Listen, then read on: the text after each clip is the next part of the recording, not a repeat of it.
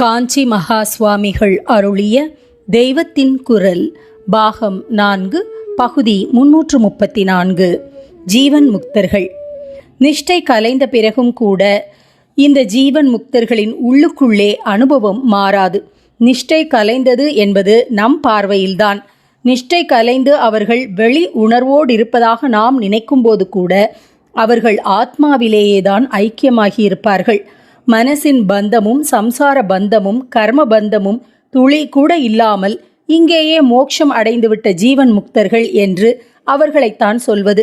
தூங்கிக் கொண்டே ஒரு குழந்தை தாய்ப்பால் சாப்பிடுகிறதல்லவா, இப்படி அவர்கள் உள்ளே சமாதி நிஷ்டையில் இருந்து கொண்டேதான் நமக்கு பகிர்முகப்பட்டது போல தோன்றி வெளி உலகத்தில் சஞ்சாரம் செய்வது, சல்லாபம் செய்வது எல்லாமும். இந்த வெளி நாடகத்தில் அவர்கள் கோபப்படுகிறார் போல் துக்கப்படுகிறார் போல இருக்கும் சமயங்களிலும் கூட அவர்கள் வாஸ்தவத்தில் சதானந்த ஆத்மாவிலேயே ஒன்றுபட்டிருப்பவர்கள்தான்.